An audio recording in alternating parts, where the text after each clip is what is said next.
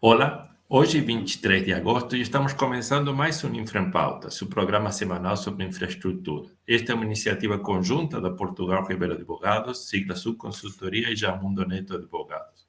Eu sou Sebastião Buto e estamos aqui com Maurício Portugal Ribeiro e Felipe Graciano para tratar dos temas mais relevantes do setor. O Infra em Pauta é toda segunda-feira bem cedinho e se você quiser começar a sua semana bem informada, curta nosso canal no YouTube, nosso aplicativo de podcast para receber nossas notificações. No Infra em Pauta desta terça-feira vamos a falar primeiro da necessidade de investimentos no setor de saneamento levantado no último Encontro Nacional das Águas. Também falaremos da aprovação pela Comissão de Infraestrutura do Senado do projeto de lei para a exploração de energia no empreendimento offshore e da conclusão do leilão da 7ª rodada dos aeroportos. Para tratarmos do primeiro tema, da necessidade de investimento no setor de saneamento, Maurício nos vai introduzir na questão de quais foram as conclusões que foram levantadas no Encontro Nacional das Águas em relação ao tema. Maurício, bom dia. Bom dia, Sebastião. Bom dia, Felipe. Bom dia para o nosso ouvinte. A notícia é que na semana passada se realizou o ENA, o Encontro Nacional das Águas, que é um evento organizado todo ano pela Bicom Sinicom, que é a Associação das Concessionárias Privadas de Serviço de Água e Esgoto. Estamos no 8º ENA. Como resultado do ENA, a Bicom entregou às campanhas dos candidatos à presidência da República o documento mapeando as necessidades de investimento para a universalização do setor de saneamento, estabelecendo 9 compromissos que a Bicom entende que devem ser assumidos pelas campanhas para viabilizar a universalização do serviço de água e esgoto até 2033, que é a data estabelecida pelo novo marco legal de saneamento como referência, podendo ser estendida essa data até 2040, quando não for viável a universalização em 2033. Para dar alguns dados, o documento, esse documento que a Bicom entregou às campanhas dos candidatos, diz que o país precisa investir o total de 893,3 bilhões de reais para universalizar o setor de água e esgoto e que 308,1 bilhões terão que ser investidos durante o próximo governo, do início de 2023 ao final de 2026. Esses dados foram obtidos pela KPMG e Sinis, processados pela KPMG e Sinis. A Bicom entende que, para gerar esses investimentos, o próximo governo deve assumir, como eu falei, 9 compromissos. Eu não vou ler um a um aqui os compromissos, acho que não faz sentido isso, mas basta dizer ao nosso ouvinte que dá para resumir esses compromissos dizendo que o próximo governo tem que seguir as premissas, e as regras do novo marco legal de saneamento. O compromisso com o novo marco legal de saneamento, com as suas premissas e com seus desdobramentos, é o que a Bicom entende que será necessário que o próximo governo siga, para que gerar esses investimentos. Tem 2 itens, eu acho, tem 2 dos compromissos que eu acho que vale a pena ler. O primeiro dele é apoiar a estruturação de projetos de parceria pelo BNDES, Fundo de Estruturação de Projetos FEP da Caixa e outros estruturadores e entes subnacionais. Esse é o 5º compromisso. O 6º é coordenar, junto aos entes infranacionais, a priorização da prestação regionalizada do serviço. Por que eu acho que é importante ler esses 2 compromissos? Porque eu queria usar a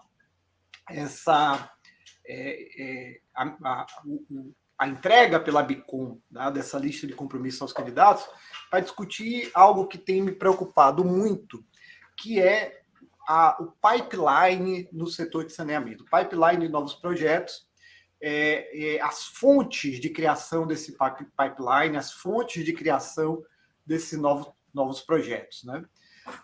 Tem, basicamente, eu diria, assim, 3 fontes para novos projetos no setor de saneamento para gerar, para atingirmos a universalização e para ajudar a gerar esse montante de investimentos que estão previstos. Uma parte desses investimentos já está contratada, mas uma boa parte deles desse investimento depende da contratação, depende de novos projetos de concessão, de PPP, de privatização no setor de saneamento. Então, o que é que a gente pode olhar? Olhando as fontes, né, de criação de pipeline, de projeto, o que é que a gente... para onde a gente deveria olhar? Primeiro, para empresas a serem privatizadas, né? Eu acho que o caso que está mais assim na mídia, que está mais aparente, é o caso da Corsan, né, onde houve uma decisão de privatização. Houve uma mudança de modelo recente, e com essa mudança de modelo e com o modo como o Tribunal de Contas do Estado do Rio Grande do Sul tratou os estudos feitos pelo governo, a privatização ficou inviabilizada no presente ano, mas é bem provável que ela ocorra no ano que vem, né? Os dois candidatos que estão à frente do pleito eleitoral, né? O Eduardo Leite e o Onyx, ambos estão comprometidos com a privatização da Corsan, então é possível que ocorra no ano que vem. Vai depender aí apenas de um problema de precificação da solução perante o órgão de controle, acho que isso vai se equacionar, e um problema de precificação. Como mudou o modelo, agora há uma venda de controle, é possível que o governo queira precificar essa venda de controle, e aí é preciso que essa precificação seja feita adequadamente para que, de fato, tenha uma licitação com sucesso. Mas isso eu acho uma coisa que vai acontecer. Vamos ver aí, vamos assistir os próximos passos, vamos acompanhar isso no ano que vem. Bom, além das empresas a serem privatizadas, acho que outras empresas talvez sejam privatizadas, mas depende do que vai acontecer nos pleitos eleitorais, né? A gente precisa ter clareza de quais serão os próximos governadores para saber que empresas, de fato, serão privatizadas para além da Corsan. Bom, outra fonte de projetos são as empresas estatais que pretendem realizar concessões e PPPs das atividades que atualmente desempenham, né? A gente teve aí nos últimos anos o caso da SEDAI, o caso da MTSul, o caso da Casal, né?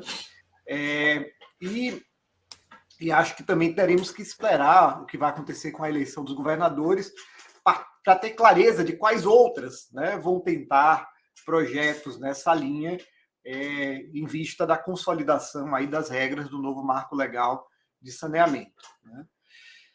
Por fim, a outra fonte de projetos são os municípios, né, que pretendam realizar concessões do PPP das atividades que desempenham.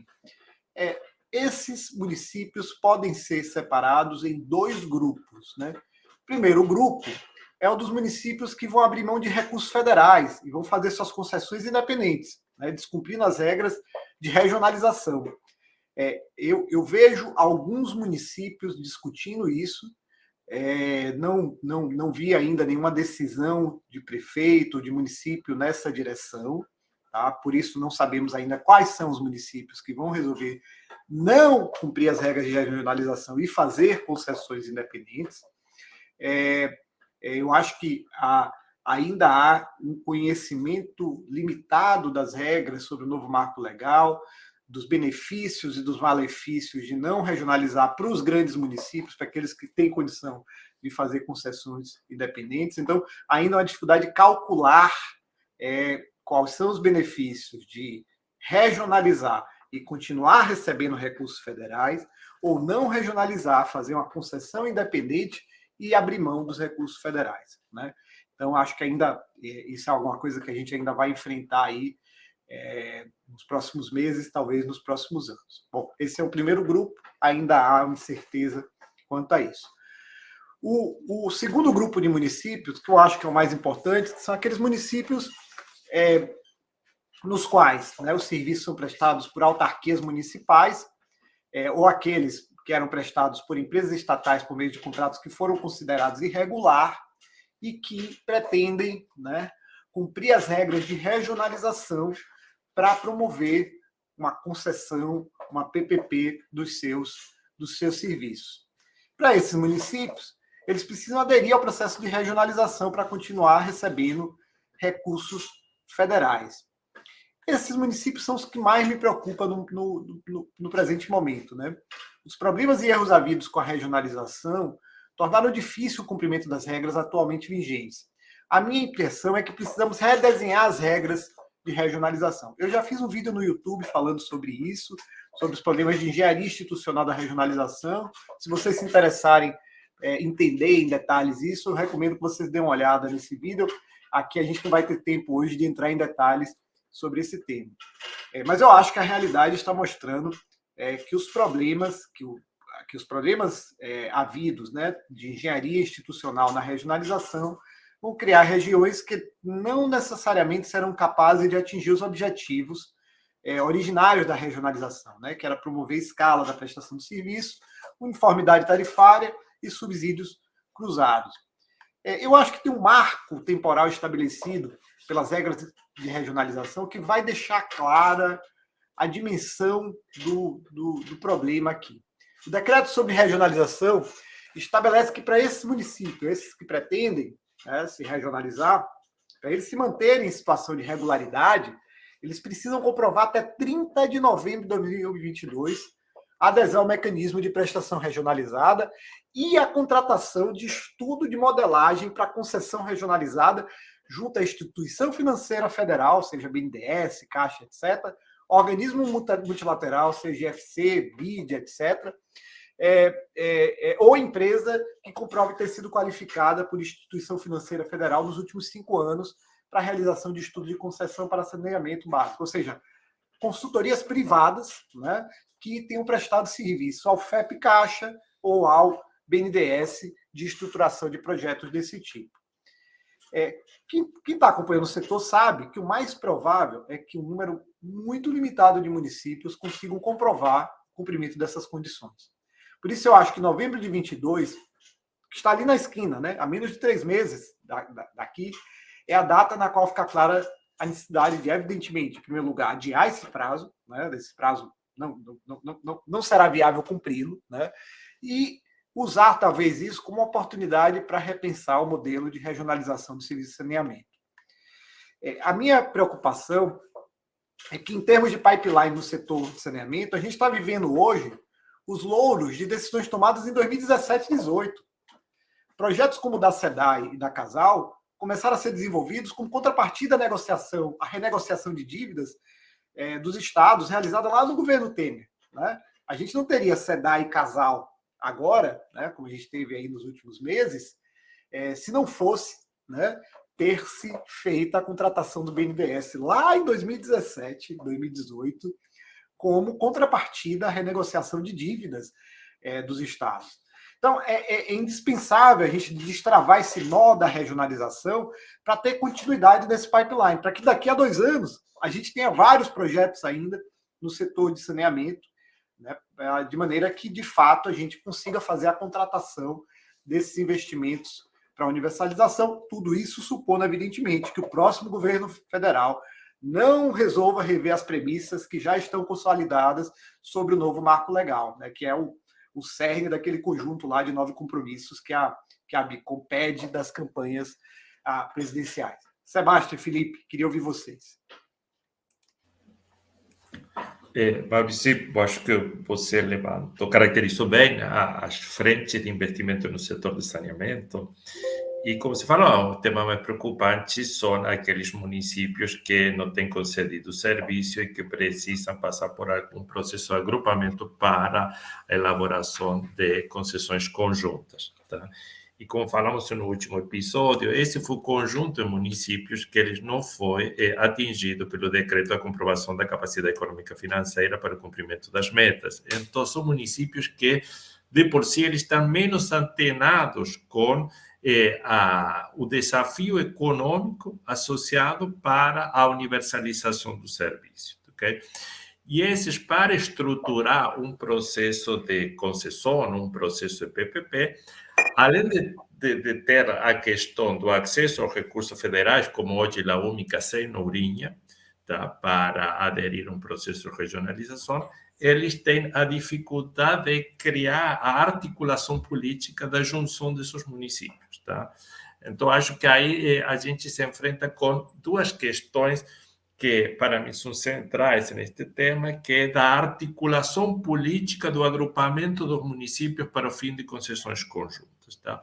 Que por um lado, um dos temas se deu no processo de regionalização dos estados que já fizeram as leis para a regionalização, que, a meu ver, em sua grande maioria foram leis feitas para cumprir com um prazo legal, imposto um prazo que era curto, que tinha sido imposto pelo marco legal, e os estados, para evitar que a União fizesse o processo de regionalização, saíram a fazer suas leis. Muitas delas não estão baseadas em avaliações econômicas financeiras que demonstrem qual é o tipo de agrupamento necessário para se ter poder atingir a universalização. Então, você tem projetos de regionalização que são muito difíceis de ser levados na prática. Primeiro, porque ou não tem os estudos, ou porque não levaram em consideração a situação atual do saneamento naquele estado, onde você tem contrato vigente com distintos prestadores, uma regulação que ainda não está necessariamente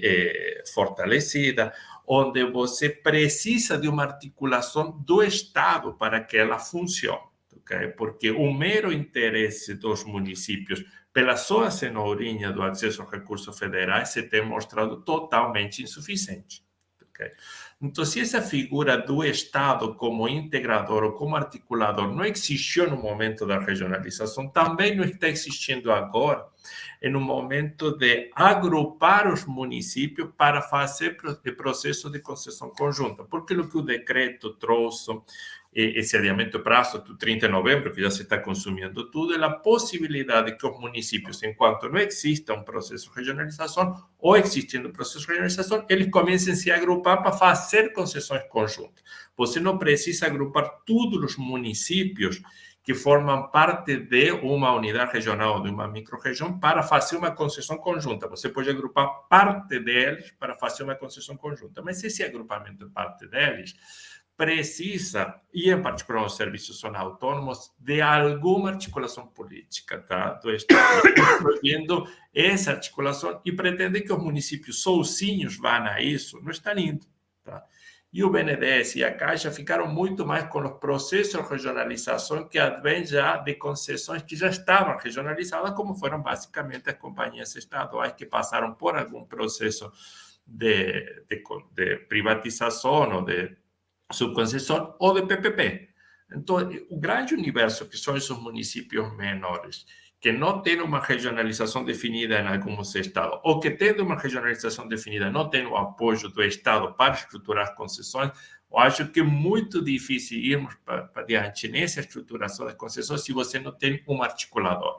Hoje, basicamente, são os investidores que estão indo bater as portas das prefeituras, ok? Mas porta a porta. Então, isso está indo para concessões individuais, que têm o limitante do acesso aos recursos federais. E são os municípios que vão ser o filé, porque ninguém vai bater a porta, digamos, de municípios deficitários.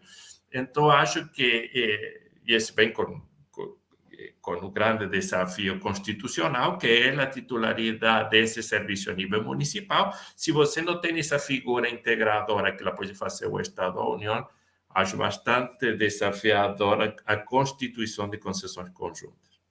Sebastião, eu vou acrescentar só alguns ingredientes nesse caldo de problemas, né? Eu acho que aqui a gente está enfrentando uma dificuldade que vem da premissa do novo marco de enfrentar a questão da titularidade de forma indireta. Havia um desejo e se buscou, né, se tinha uma compreensão de que os municípios sozinhos não seriam capazes de dar uma solução global, uma solução nacional para o saneamento, mas não se quis, porque não se podia enfrentar diretamente a questão da titularidade.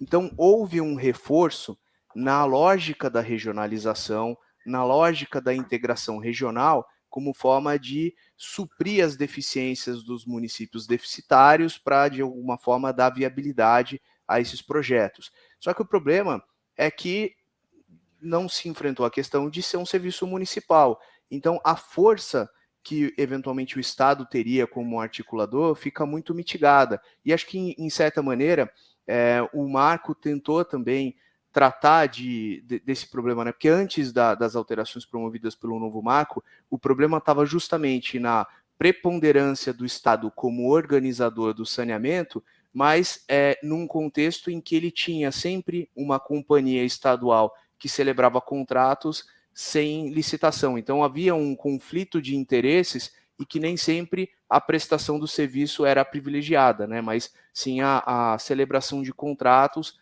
nem sempre com metas sendo cumpridas. Na verdade, nem sempre com metas sendo estabelecidas.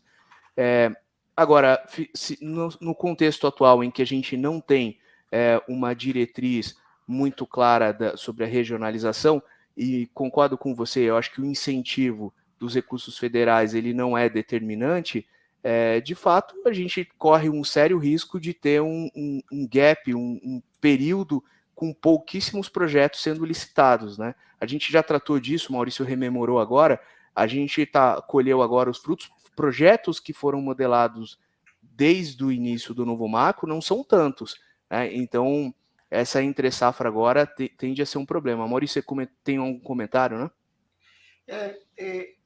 Assim, algumas coisas assim que eu acho que vale a pena desdobrar do que vocês estão falando.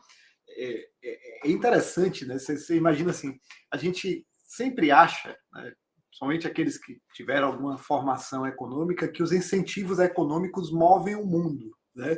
Então você botou lá a cenourinha do recurso federal, tudo se resolve. Não é bem assim, né? Incentivos para produzir efeitos são primeiro de tempo, né? Acho que ainda tem uma compreensão muito limitada dos atores políticos, né? Sobre o que eles de fato estão perdendo quando eles perdem esses recursos, né?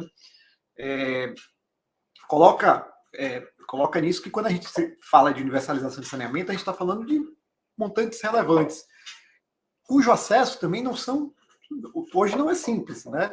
Não estamos naquela época do PAC em que os recursos, né, saíam do OGU e era só uma questão política. É muito mais complexo para você ter acesso a esses recursos. Geralmente são recursos onerosos, vão vir sob a forma de financiamento, então precisa de uma estruturação de uma concessão que demora alguns anos, né? Uma contratação com sucesso e depois lá na ponta aquele financiamento que vem da Caixa, vem do BNDES e pode vir também da iniciativa privada, por meio, por exemplo, de debêntures, né? Então, esse recurso ele não está tão na mão, né? Ele está mais distante e por isso também o incentivo não é do ator político, não é de sair correndo para resolver isso. Além disso, a região, do ponto de vista de saneamento, né? Eu vou usar aqui uma expressão um pouco vulgar, mas a região é um cachorro sem dono, né? Não tem dono político, né? Os méritos da constituição de uma região, dificilmente um prefeito que corra atrás, né, que tente fazer a regionalização, vai conseguir se apropriar dos méritos eventualmente tidos. Então, virou um cachorro um pouco sem dono, né? E isso foi ainda mais, digamos assim, aprofundado pelos erros de engenharia institucional, e aí o Sebastião já mencionou alguns deles, né, que foram cometidos, né? Na hora que a gente fez regionalização em conjunto com o processo de comprovação de capacidade econômico-financeira das empresas estatais, na verdade, a gente não sabia, a gente fazia uma região sem saber quantos daqueles municípios ficariam com a estatal e quantos outros, portanto, estariam disponíveis para uma concessão regional, né? Então, o resultado do processo de regionalização tal qual foi feito, mesmo nos casos em que o Estado tentou criar regiões que eram sustentáveis do ponto de vista econômico-financeiro, em muitos casos o Estado nem tiver essa preocupação, né? Mas mesmo nesses casos, o resultado foi um acaso, né? Porque a gente não sabia, né, quantos daqueles municípios iam se manter em mãos das empresas estatais e quantos ficariam disponíveis para concessões regionais. Então, agora, em perspectiva, tudo isso precisa ser reavaliado, né?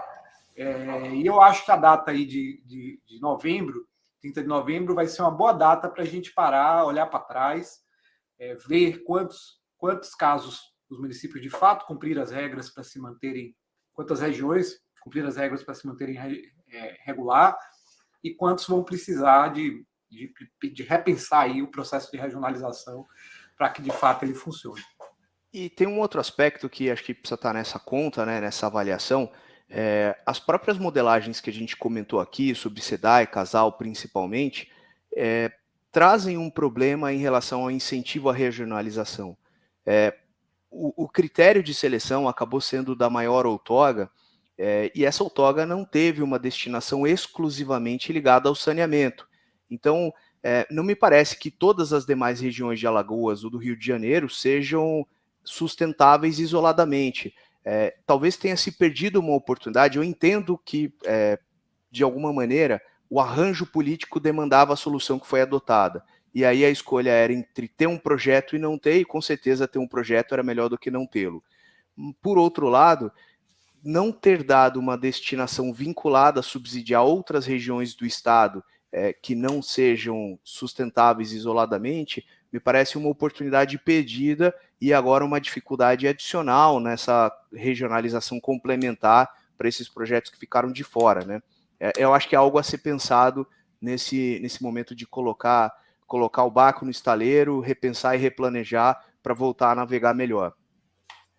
E outra questão que só queria frisar antes de passarmos ao próximo tema, é que essa data do 30 de novembro que o Maurício cita é para o caso dos estados onde não houve o processo de regionalização, tá? E os municípios têm que aderir, porque naqueles onde houve um processo de definição de regionalização, os municípios têm prazo para aderir até março do próximo ano, e naqueles que foram na forma de micro-regiões, a adesão é compulsória.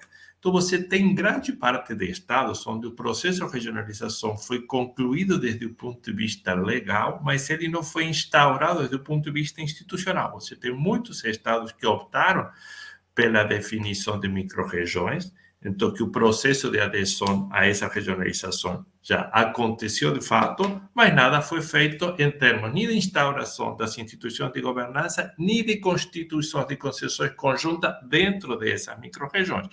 Houve estados onde o Estado já, através de uma lei ordinária, estabeleceu as URAs, as unidades regionais, e os municípios ainda não aderiram. Okay? O caso este 30 de novembro é para o caso onde o Estado não fez nada, a União ainda não se manifestou, e então os municípios poderiam fazer concessões conjuntas para ser reconhecidos como blocos de referência, como bloco de referência, e começar com um processo de regionalização e contratar os estudos. Esse é no caso onde o Estado nada fez.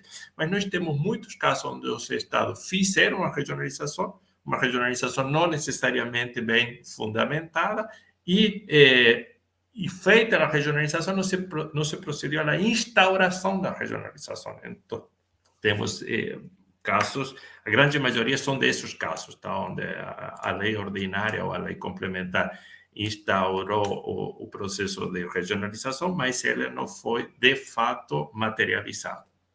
Sebastião, a gente... Novamente, viu, a gente precisa fazer um programa só sobre regionalização, porque do modo como está no decreto, em todos os casos, no meu entendimento, tá? E aí é uma coisa que a gente precisava depurar. Em todos os casos em que a regionalização foi feita por lei ordinária, o Estado fez por lei ordinária, você vai ter que ter adesão no município. E se tem que ter adesão no município, esse prazo se aplica. Eu acho que esse prazo se aplica. Tá? Então, só fica de fora, né, no meu entendimento, tá? Aí a gente precisa discutir isso. Pode ser que, discutindo isso, eu termine mudando de posição, porque você talvez esteja vendo outras coisas que eu não estou vendo.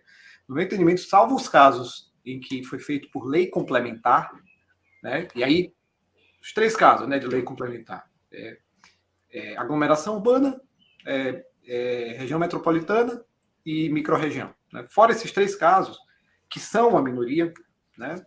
E raros os estados que têm condição de aprovar a lei complementar nesse período pré-eleitoral, né? Salvo esses casos, todos os outros requerem adesão. E aí, requerendo adesão, você cai no prazo lá de novembro para mostrar a contratação. Então, é só para dizer que tem essa pequena divergência aqui, mas acho que a gente precisava depois aprofundar, porque seria muito importante depois a gente ter uma opinião única. Tá certo. Aí, sem dúvida que fica esse compromisso de marcarmos um encontro específico para tratar regionalização, que a cada episódio ela aparece de uma forma tangencial, então demonstra realmente a necessidade de um episódio especial para isso. E, em virtude do tempo, vamos passar para o segundo tema, é o que eu vou falar dele, é sobre a aprovação do projeto de lei pela Comissão de Infraestrutura do Senado, projeto de lei que trata da geração de energia offshore. A Comissão de Infraestrutura do Senado, no dia 17 agora de agosto, aprovou um projeto de lei que busca regulamentar a exploração de energia eólica, solar e das marés no alto mar, a partir de empreendimentos offshore. É o projeto de lei 576 de 2021 e ele seguirá para análise da Câmara dos Deputados desde que não haja nenhum recurso para análise por parte do plenário. Esse texto basicamente trata da geração de energia em mar territorial, em plataforma continental e em zona econômica exclusiva e outro qualquer corpo hídrico sobre domínio da União. O que se destaca ainda nesse projeto de lei é que se podem criar e coordenar processos de leilão de energia offshore, tá? Que ocorrerá através de concessão do direito de uso ou de outorga mediante a autorização dos empreendimentos. Quais foram os motivadores que levam a esse projeto de lei, que é bem significativo, importante para o avanço do setor de energia elétrica? O primeiro é a diversificação da matriz energética e, fundamentalmente, para aumento da segurança energética no sistema elétrico nacional e no contexto de transição energética.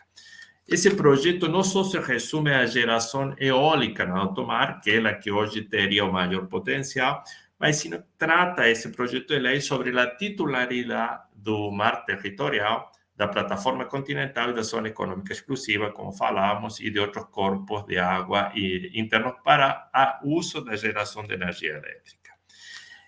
O marco legal para offshore, ele o que visa este projeto de lei é dar uma maior segurança jurídica para os investimentos de longo prazo. E por que este projeto de lei? Porque a início do ano, 25 de janeiro deste ano, 2022, foi publicado o decreto de 1946 que trata desta matéria, só que ela trata através da forma de um decreto. E o decreto ele não tem tido o incentivo suficiente para incentivar os investimentos pela natureza própria do decreto, que não dá a segurança jurídica para investimentos de tão longo prazo. O decreto, de fato, já previa a concessão de uso de prismas ou de polígonos da offshore para a geração de energia. No entanto, como falamos, o decreto é um instrumento legal frágil para a adoção de medidas de muito longo prazo que necessitam de uma maior segurança jurídica para incentivar esse tipo de investimento, porque, dada a importância do valor, ninguém vai investir bilhões por um decreto que possa ser modificado. Então, os dois grandes motivadores são, existe um decreto que trata do tema, mas que ele precisa ter uma maior segurança jurídica e, por isso, do projeto de lei. E a outra questão da necessidade de avançarmos na transição energética e, em particular, da diversificação da matriz energética e a possibilidade de explorar o potencial energético no alto mar. Quais são as modalidades que foram definidas para a outorga dentro deste projeto de lei? O projeto de lei, ao invés de chamar de outorga, chamou de oferta, tá? Que são dois tipos, basicamente, a oferta permanente e a oferta planejada.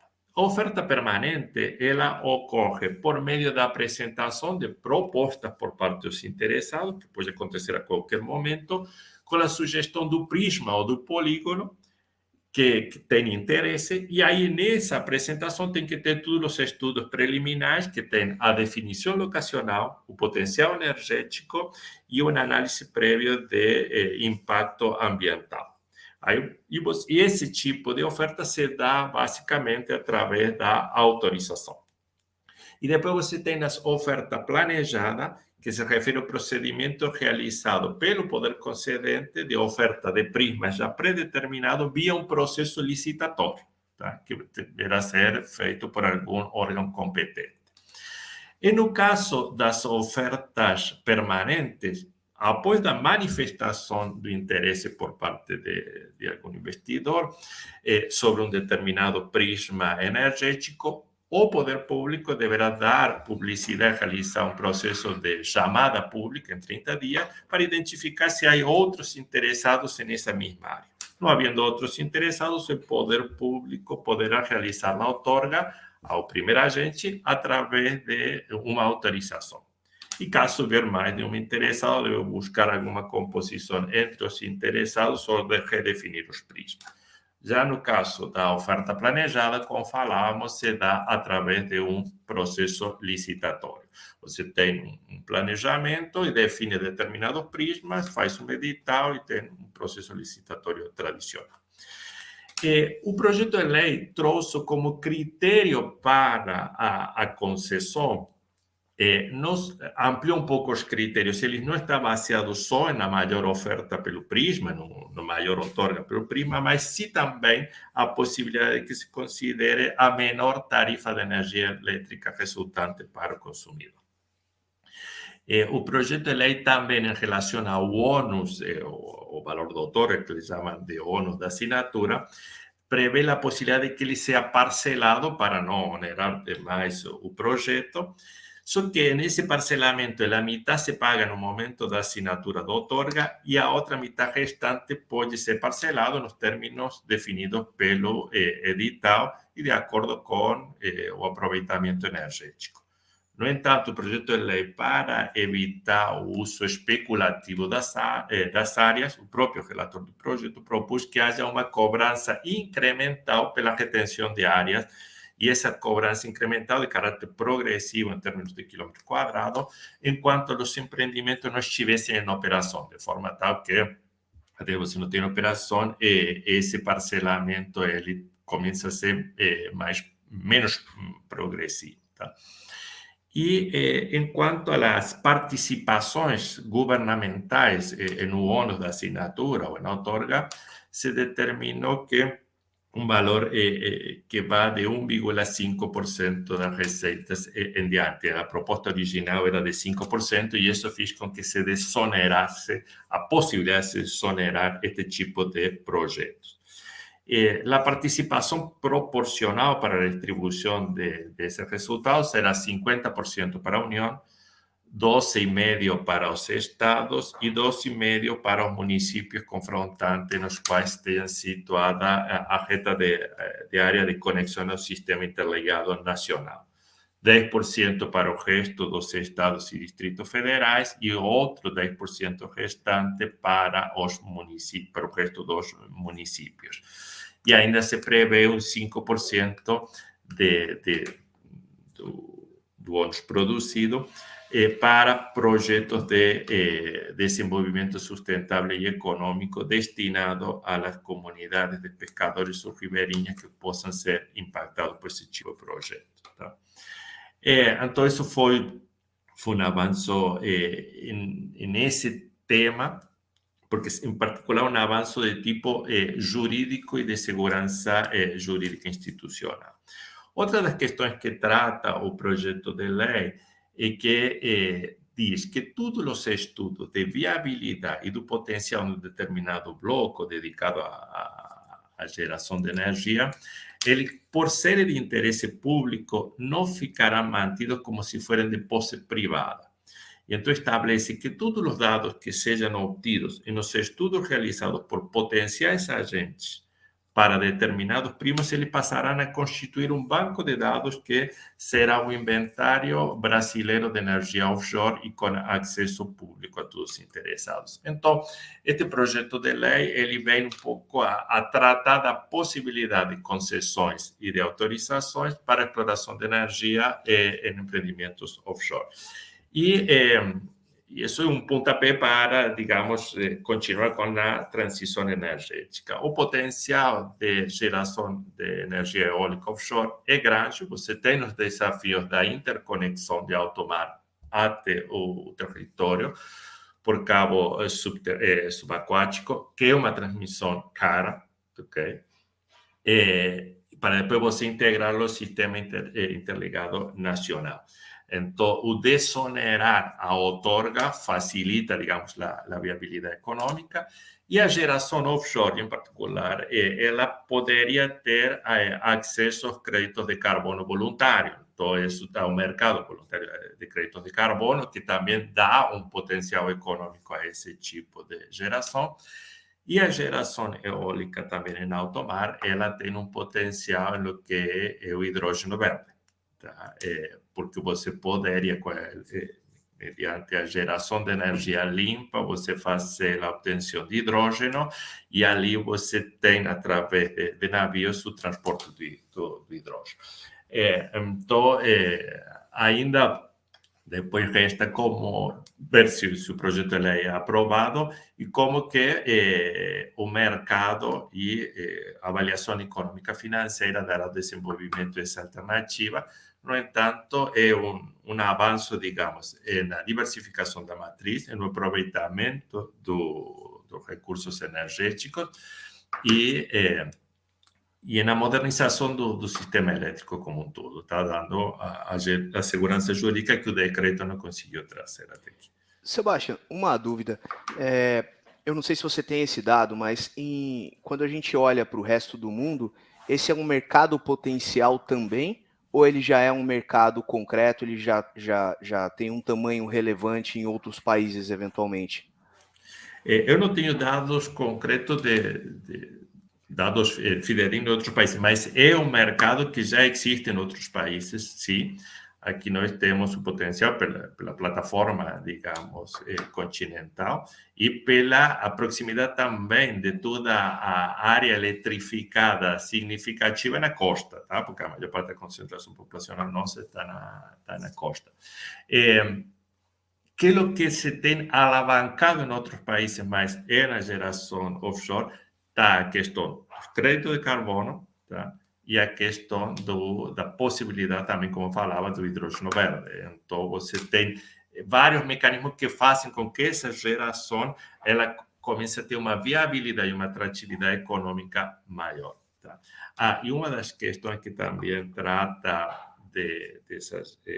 o projeto de lei é de prismas que você já tem na exploração de gás e de petróleo. Esses são preservados, ok? Porque ali, nessa geração offshore, a questão da articulação, ou da regulamentação, ela tem várias esferas, ok? Porque você tem o uso da água, tem a questão de explotações de petróleo e do gás na plataforma, tem a empresa, a ANEEL, que regula o sistema de energia elétrica, mas se você vai gerar hidrogênio em alto mar, aí entra a ANP, a Agência Nacional do Petróleo, então você precisa uma articulação de instituições maior, que esse também é um dos grandes debates, quem será o responsável pela coordenação de todas essas políticas para a explotação em alto mar. Maurício, não sei se tem algum outro comentário, senão podemos passar para o próximo tema. Não tenho nenhum comentário, acho que foi super abrangente sua exposição. Ok, então passamos para o próximo, e aí Felipe nos conta sobre as conclusões da 7ª rodada dos aeroportos, da 7ª rodada de licitação de aeroportos. Sebastião, nós já tivemos oportunidade aqui de falar da 7ª rodada, inclusive quando o aeroporto Santos Dumont, Rio de Janeiro, integrava um dos blocos, e aí houve muita discussão sobre os impactos nos aeroportos do Rio de Janeiro, e tudo isso gerou uma reconfiguração, e a 7ª rodada foi licitada sem o aeroporto de Santos Dumont. No formato em que ficou, o leilão arrecadou 2,7 bilhões em outorgas, e foram 15 aeroportos congregados em 3 blocos, num total de investimentos estimados em cerca de 7 bilhões de reais. O bloco Aviação Geral, que integra, né, o aeroporto de Jacarepaguá e Campo de Marte, esse é um bloco um pouco diferente, porque ele tem uma característica muito focada na aviação executiva, tem um componente imobiliário bastante relevante. Teve um único licitante nesse bloco, foi um consórcio formado pela XP e pela Egis. A Egis é uma empresa muito conhecida, mas mais no setor de engenharia consultiva, e até me surpreendeu, eu não tinha conhecimento da informação, ela já tinha uma participação na operação aeroportuária, uma participação de 3% na concessionária de Viracopos. A outorga aqui, ela foi de 141 milhões, foi o lance mínimo. Nesse caso, foi o único licitante. No bloco 2, houve uma concorrência, houve uma disputa de lances. O bloco é composto pelo aeroporto de Belém e o aeroporto de Macapá, e venceu o consórcio Novo Norte, com a Socicam e a Dix Empreendimentos. A Vinci concorreu e disputou os lances, mas acabou prevalecendo a oferta da Socicam e da Dix num valor de 115 milhões. Já o bloco São Paulo, Mato Grosso do Sul, Pará e Minas Gerais, que é encabeçado por Congonhas, em conjunto com outros 10 aeroportos, e aeroportos bem diferentes, né? Tem o aeroporto de Campo Grande, por exemplo, que é uma capital, mas também tem Altamira e Carajás, que são aeroportos de pequeno porte, com perfis bem diferentes. Ele teve como único licitante a Aena, que é uma estatal espanhola, é uma empresa muito tradicional, opera grandes aeroportos, e ofereceu um ágio de 231% com uma oferta de 2,45 bilhões de outorga. Esse bloco tem um CAPEX bastante relevante, estimado em 6 bilhões ao longo de 30 anos, e aqui eu acho que tem alguns pontos para a gente discutir, né? Houve muita crítica quando da reconfiguração dos blocos, porque muitos aeroportos deficitários foram incluídos em conjunto com Congonhas na ideia de criar o subsídio cruzado. Então, nessa perspectiva, pode-se dizer que o resultado foi alcançado, porque a licitação teve um proponente e certamente resultará num contrato assinado.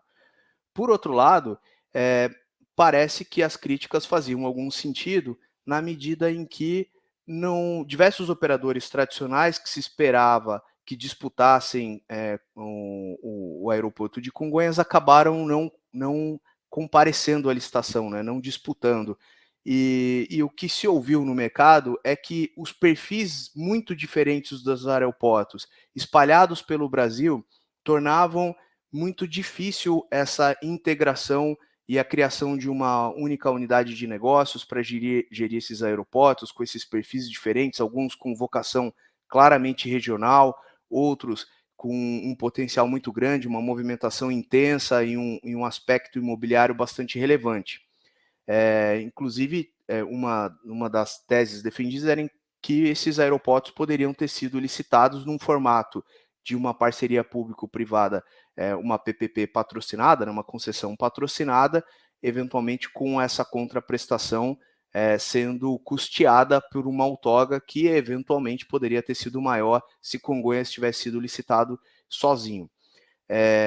Eu acho que, no final das contas, o resultado foi alcançado. Talvez o momento, né, com uma incerteza política, uma incerteza econômica, talvez não tenha contribuído também. É sempre muito difícil, né, avaliar o e se. Eu tendo a achar que uma congregação de aeroportos com perfis absolutamente diferentes não seria a melhor opção. Mas abro para ouvir a opinião de vocês e acho que é isso. O único comentário que eu tinha é que isso que surpreendeu muito para quem não é do setor é o fato de que o aeroporto Congonhas, que se entendia que era a coroa da rainha, teve um único oferente. Mas isso quando se olha, porque circula a mídia, bom, o aeroporto Congonhas, mas o aeroporto Congonhas vinha junto com outros 10 que tinham um perfil muito diferente. Eu acho que aí cabe um pouco esse comentário e esse questionamento que fiz o Felipe, de qual é o melhor modelo de negócio, se você agrupar o filé com o osso ou separar ele e utilizar o produzido de uma outorga para os subsídios nas outras operações. E isso acho que cabe não só para o setor aeroportuário, sino também para outros setores. Tá? E voltando ao tema da regionalização do saneamento, nós também temos essa questão. Tá? Às vezes se força a congregação de municípios que têm características muito diferentes, que estão isolados, que estão distantes geograficamente, e pode ser que a solução econômica não seja a incorporação do osso com o filé, e sim a transferência de recursos da outorga gerada numa determinada operação para financiamento de outra. Tem um aspecto nesse ponto, Sebastião, que é a questão do subsídio, né? O subsídio, quando naquele contexto, e aí falando de saneamento, mas também de aeroportos, quando todos operados pela Infraero, sempre foi, entre aspas, uma caixa preta, né? Você não enxergava quem estava subsidiando o quê. Acho que se você transforma em operações segregadas e talvez com um operador mais apropriado para cada tipo de ativo, operando ativos de pequeno porte, de grande porte, com característica regional, com característica executiva e tudo mais, você conseguiria enxergar com maior transparência quem está subsidiando quem, né? E em que montante, por quê, e o que não está se atingindo em cada operação. Me parece ser uma solução mais adequada. Eu sempre vejo essa discussão das críticas ao filé com osso, né? Mas, assim, é preciso a gente ver que tem um problema que o filé com osso termina resolvendo, né? Seria excelente se a gente pudesse licitar Congonhas sozinho, com a garantia de que o dinheiro que viesse de uma outorga de Congonhas fosse, né, de fato, para custear os demais aeroportos, o osso, né, por meio, por exemplo, de uma PPP. Mas a gente sabe as dificuldades orçamentárias para acontecer isso, né? No setor aeroportuário, a gente já tem o FINAC, as outorgas vão para o FINAC, entram lá e ficam lá. E ficam lá. Tem enorme dificuldade de uso desses valores. E isso não é só no setor aeroportuário. Isso também acontece, por exemplo, no setor de telecomunicações, onde Funtel, Fistel, os fundos usados para fazer a universalização continuam acumulando bilhões e bilhões de reais que não se consegue gastar para fazer para a finalidade que se destinava. Terminam sendo instrumento para fazer superávit primário, né, para aparecer nas contas públicas como dinheiro que está em caixa e que, portanto, ajuda no superávit primário. Então, assim, eu entendo as críticas ao filé com osso, mas no final do dia eu não acho que, considerando o problema prático que existe hoje no país, que isso seja, que a gente deveria abrir mão disso, né? Eu tendo a achar que se eu tivesse sentado no governo e tomando decisões, se eu não posso canalizar o dinheiro que eu vou obter de Congonhas para lidar com esses outros aeroportos, eu também faria o filé com osso, entendeu? Agora, uma outra discussão, e aí, novamente, me interessa muito aqui o caso de Congonhas, uma outra discussão de tudo que foi licitado agora na 7ª rodada, né? Uma outra discussão é que a AENA é uma empresa estatal, né? É a estatal espanhola, né, que cuida dos aeroportos mais importantes da Espanha. E aí a discussão que eu vejo estamos tirando a nossa Infraero e colocando a Infraero espanhola para cuidar dos aeroportos, né? Eu acho que aqui tem um arranjo que, assim, sustentar essa discussão, né, sustentar isso, pode até se sustentar isso, alguém que conheça profundamente qual é a governança da AENA lá na Espanha. Eu não conheço, eu não tenho dados sobre isso para fazer esse tipo de crítica, né? Não sei se a AENA é a Infraero da Espanha, no sentido de que se o padrão de serviço que ela presta na Espanha é comparável ao padrão de serviço que a Infraero presta aqui. Não sei. Não sei, isso eu não sei. De qualquer modo, aqui ela vai estar dentro de um contrato de concessão, né? Como uma empresa privada, né? Funcionando como empresa privada no Brasil, uma concessionária privada, sujeita, portanto, a todas as penalidades, descontos de tarifa e todas as consequências, né, do descumprimento de um contrato de concessão, que, se a gente tivesse contratos firmados entre o governo federal e a Infraero, certamente essas consequências não seriam respeitadas, né?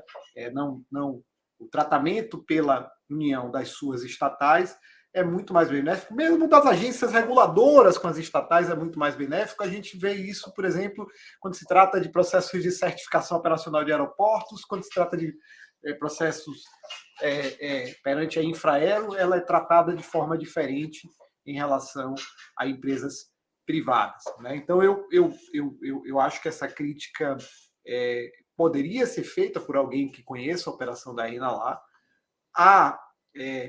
Tem pessoas, eu vi uma vez alguém mencionando sobre a operação dela no aeroporto de Recife, eu também não conheço, por isso eu não quero tratar disso aqui. Mas aqui há um contrato privado e ela vai ser tratada como qualquer ente privado. Eu acho que esse é o ponto, Maurício. O arranjo é diferente, ainda que a empresa também seja uma estatal, né?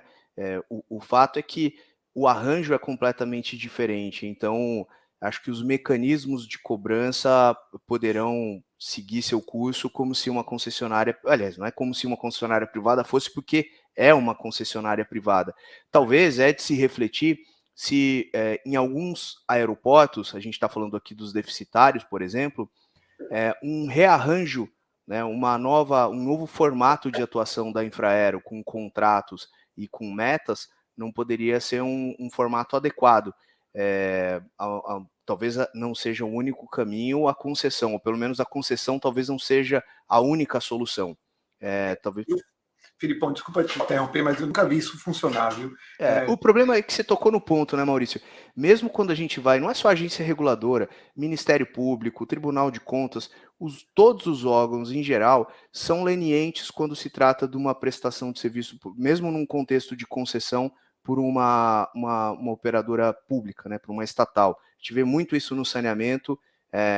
Às vezes, os poucos contratos de concessão ou contratos de programa que têm metas mais claras, o não cumprimento de metas tem impactos muito menos graves do que quando uma concessionária privada não cumpre as metas, né? Eu acho que esse é um aspecto relevante e que não é por lei ou por contrato que se resolve. Acho que é uma questão cultural embutida aí. Basta falar que existe um mecanismo, né, os contratos de gestão, que existe no nosso sistema, que são os contratos entre estatais, né, e a União e a administração direta, né, para fazer com que as estatais performem adequadamente, etc. Nunca, de fato, eu vi isso funcionar. Por último, eu quero mencionar que ontem, na agência Infra, né, saiu uma reportagem que o secretário da Aviação Civil, Rony Glasman, respondia às críticas sobre esse tema de Congonhas, né? E uma das críticas era sobre o tratamento que a ANAC tem dado aos reequilíbrios, né? E o Rony diz que o pessoal dos aeroportos na primeira e segunda rodada reclama, primeira, segunda e terceira rodada reclamam, e daí em diante não há reclamações sobre isso, que todos os players estão muito satisfeitos. Olha, primeiro assim, essa distinção já me dá uma certa agonia, porque se há uma queixa só deles e não dos outros, isso não significa que não seja que seja equivocada a queixa. E, gente, tem uma coisa aqui, para mim foi uma coisa até agressiva, assim, da minha perspectiva agressiva. A ANAC estabeleceu como taxa de desconto do fluxo de caixa marginal para os aeroportos, né, da primeira, segunda e terceira rodada, até aquela rodada, então, portanto, São Gonçalo do Amarante, Guarulhos, Brasília, Viracopos, Galeão e Belo Horizonte, estabeleceu como taxa do fluxo de caixa marginal uma taxa menor do que a NTN-B, né, do que o Tesouro IPCA. Basicamente, é como se a ANAC dissesse que gerir esses aeroportos é um risco menor do que você emprestar ao Tesouro. Um negócio que não faz o menor sentido do ponto de vista técnico. Então, tem um problema, sim, nos reequilíbrios da ANAC. Existe um problema, e eu gosto muito do Rony Glasman, gosto pessoalmente, essa é uma pessoa que eu tenho, tecnicamente, eu acho que é um cara consistente, mas há um problema, a gente precisa olhar esse problema e precisa ser resolvido esse problema, né? Acho que o reequilíbrio de longo prazo da Covid dos aeroportos mostrou que tem um problema que precisa ser resolvido, né? Então eu queria só fazer essa última nota, acho que é um tema para a gente tratar até num programa especial. Ótimo. Bom, em virtude da hora, vamos ter que ir para o encerramento do nosso episódio de hoje. Agradecemos a toda a audiência. Se você gostou do nosso vídeo, deixe seu like, se inscreva no canal e nos encontramos na próxima semana. Boa semana para todos.